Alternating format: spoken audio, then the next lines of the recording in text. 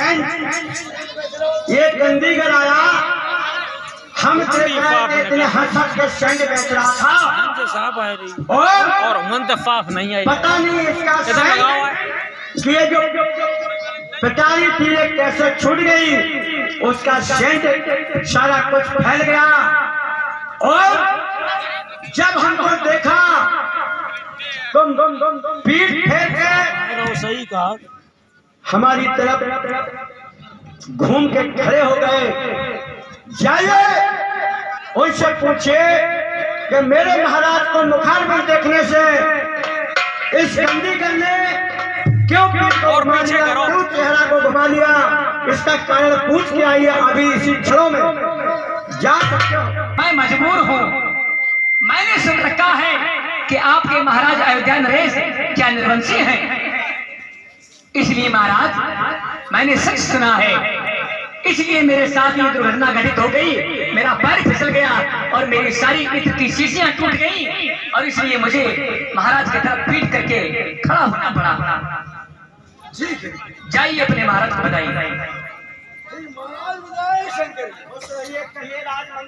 महाराज ये सेंट वाला कह रहा था कि आपके महाराज के निर्वंशी है और मेरा ये बैग फैल गया है और मैं सोचता था कि ये महाराज निर्वंशी है, मुझे कहीं धंधा नहीं होगा, कोई खाना पीना कुछ नहीं मुझे मिलेगा। ये दासा मेरा रुका हो गया, ये मैं पैर फिसल गया, जोरा पकड़ गया। ये सेंट बेचने वाला जिसको गंदीगढ़ कहते हैं, उन्होंने तुमसे कहा कि तुम्हारे महाराज का मुखारबिंद देखने के बाद हमको अथैन होती है क्योंकि वो निर्वंशी है, उनके आंगन में कोई पुत्र या पुत्री नहीं है। धन्य भगवान, जिसके आंगन में पुत्र और पुत्री नहीं है उनका कितना अनादर है। कोई कहते हैं कि उनको देखने से अथैन होती है, किसी का नुकसान होता है।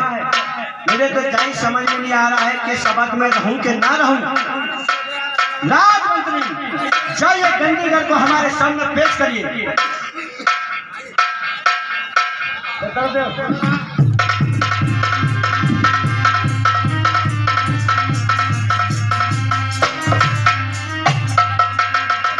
खुश देखिए परदेशी बाबू, तुम हमारे शब्द में सेंट बेचने के लिए, यंत्र बेचने के लिए आए और हमको देख रहा था कि तुम घूम घूम के यहाँ के सेंट को बेच रहे थे। अचानक से तुम्हारा सेंट की पिटारी छूट गई और सेंट फैल गया। जब तुमने हमको देखा तो चेहरा को घुमा लिया, पीठ को घुमा लिया और खड़े हो गए। जब हमने अपने मंत्री को आपके पास भेजा तो तुमने कहा कि वो निर्वंशी के कारण हमारा ये नुकसान हुआ, हो सकता है कहीं हमको खाना मिले या न मिले, हो सकता है कहीं हमारी मौत ना हो जाए। अरे मुसाफिर हमारे सामने आइए। ऑनलाइन चल रही है, ठीक तुमने हमारा मुखारबिंद देखने से कहा कि हमको अथैन होती है। और मेरे साथियों, जितने हमारे भक्तजन लोग बैठे हुए हैं और सुन रहे हैं, आपने यही कथा हजारों बार सुनी होगी, लेकिन ऐसी सीने आज तक नहीं देखी होगी। इसीलिए समय का भाव और परिवर्तन है। इस YouTube निरंजन सिंह चैनल पे तुम्हें ऐसे ऐसे प्रोग्राम देखने को मिलेंगे कि हम रहे या ना रहे, ये शरीर है, ये तो नाशवान है, मिट्टी में मिल जाएगा। नाम है तो सिर्फ अमर है, तो सिर्फ नाम अमर है जी महाराज। इंसान की कोई वैल्यू नहीं है। जीते जीते का नाता, मरने के बाद कुछ कोई नहीं नाता। ये हरि किशन ऋषि का निवासी, उनका कहना है कि 8 रुपया ले ले, 8 देखिए तुम्हारा सेल की मैं कीमत चुका दूं। जी महाराज। फिर बताइए क्या होगा तुम्हारे लिए। महाराज कहिए। हम परदेशी की ये औकात नहीं कि आपके समक्ष अपने हृदय की वेदना को हम व्यक्त कर सकें, किंतु ऐसा मैंने आपके अवध के वासियों के मुंह से सुन रखा है कि आपका यदि कोई देख लेता है तो उसे नाना प्रकार की क्षति उठानी पड़ती है। महाराज, मैंने तो केवल सुना है, लेकिन आपका मुखार मैंने देखते ही मेरे साथ ही विडंबना एक घटना घटित हो गई है। इससे मुझे भी कहीं न कहीं विश्वास है।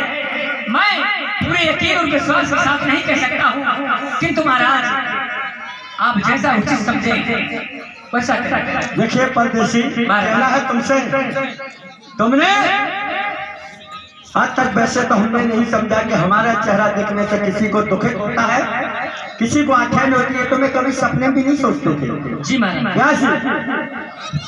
अजफर कि मेरा चेहरा देखा तुमने, जी महाराज, और पीठ तुमने घुमा,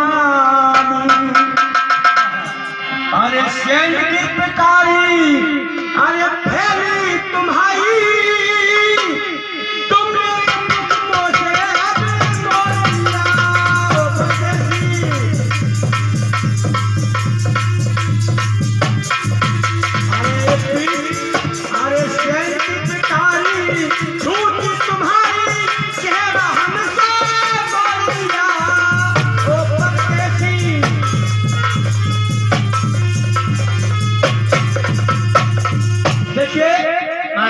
तुमने हमको देखा, पीठ को घुमा लिया, शेर पे तुम्हारा फैला है। जी महाराज। मैं इसका भरपाई मैं करूंगा। और सुनिए हमारी बात, कहिए महाराज। कैसे की कीमत चुकाऊं अभी, समझ रहे हो? मैं जितना मुस्कुराता हूँ उतना भरपाई भी करता हूँ। हमें शेर की कीमत चुकाऊं अभी,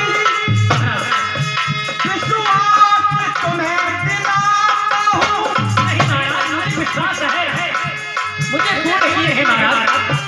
अरे होती है नहीं फांसी तुम्हें लगाता हूँ, नहीं फांसी तुम्हें चलो आता हूँ।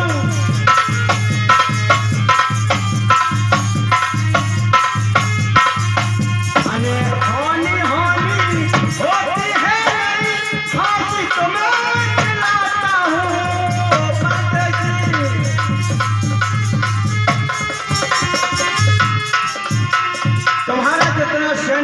तुम्हारा नुकसान हुआ मैं अभी भरपाई करूंगा। और तुमने पीठ घुमाया, तुमने कहा तुम्हें देख के आख्यान होती है। राजमंत्री, तुम भी कुछ कहना चाहते हो? नहीं महाराज। याद रखो, इनसे पूछिए इनका करने का सेंट कितने का नुकसान हुआ। महाराज, मेरी एक सेंट की शीशी 10-10 हजार रुपए की है। इस तरह से मेरी इसमें 50 और सैकड़ों शीशियां हैं। मेरा लाखों का माल है। मेरी बात सुनो। कहिए। तुम बाबाड़ा और नहीं, तुम्हारा एक जी जी ऐसा है। अब तुम कहा 10,000 की है, 2-2 रुपया की नहीं भाई साहब, नहीं होगा। नहीं, आपकी भरपाई होगी, मैं भरपाई करूंगा तुम्हारा। भाई साहब, मैं खजाने से लाऊंगा, आपका झोला भर दूंगा। मैं मेरा इत्र ब्रांडेड है और ये मार्केट में प्रचलित है। अरे हम खूब बेचो, हम बता रहे भैया ठेकेदार कौन है दारू वाला, झोला भर दो, खूब बेचे रहो और जला के तो सेंट अगर ज्यादा बिके तो मान लियो जो निकली मोशो हाल 2-4 बिकती तो सेंट की 3 सीधी नहीं बिकी। महाराज के आदेश का पालन कीजिए। परदेसी बाबू, मैं अपने देश के लिए रवाना होना चाहता हूँ। जी जी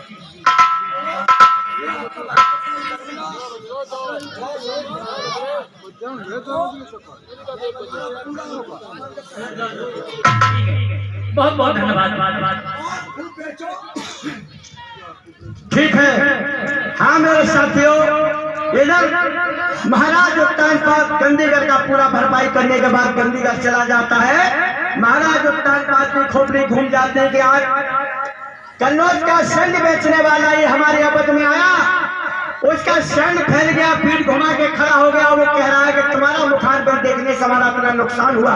महाराज वो परदेसी ये कह रहा था सेंट वाला मेरा भरपाई पूरी थोड़ी तो करो ये करो, मेरे बच्चे बाल बच्चे। जाइए राजमंत्री खजाने से इनका भरपाई कर दीजिए। आज मेरे साथियों एक सी 9 ले गई, वो भी मात्र 20 रुपए की।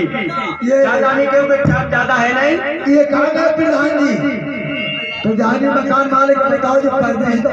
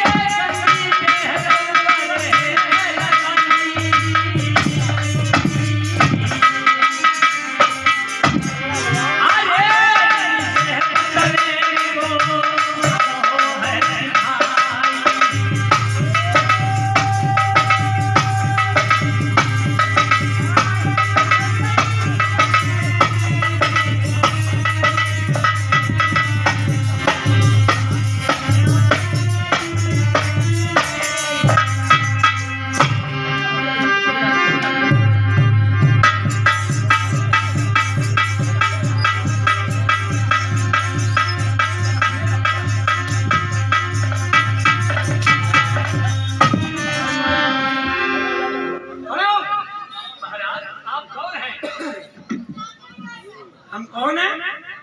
लगते हो क्या? हाँ डाकू हो? डाकू है। माफ कर दीजिए, किस बात का माफ करूं?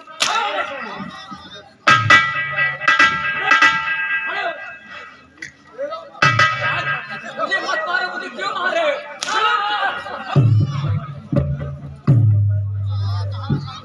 नहीं महाराज, मुझे मत मारो। मुझे क्यों मारना चाहते हो? मेरा सारा सामान ले लीजिए, मेरी सारी दौलत ले लीजिए, मैं आपके खड़े पता हूँ। सब रुपए दीजिए मुझे, खड़े हो। सब जितना लेके आए हो सब कुछ ले लीजिए आप। चलो निकालो इसको। दीजिए जो पहले को लारू हाथ दे रहा हूँ कि नहीं हमें सुन के दिखाओ ये महाराज लाद दे और पेड़ लाद दे देखो सब मेरे को लोकल का लोकल है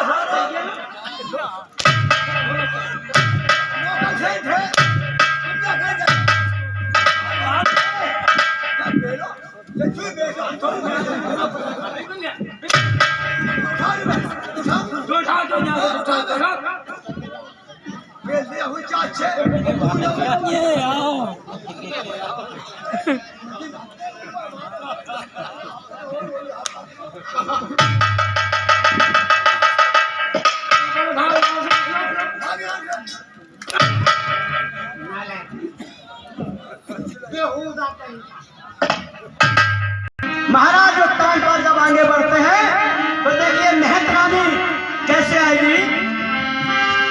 और जब खेल चले शिकारे आगे भंग आएगी।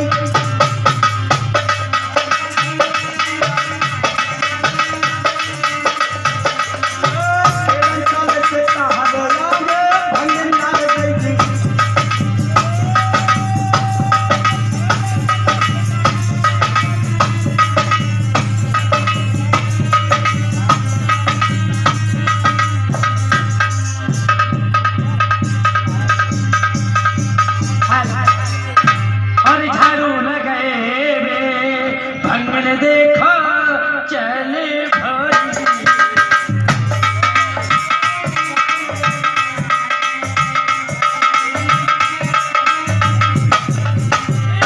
झाड़ू लगाए रे भंगल देखो चले भरी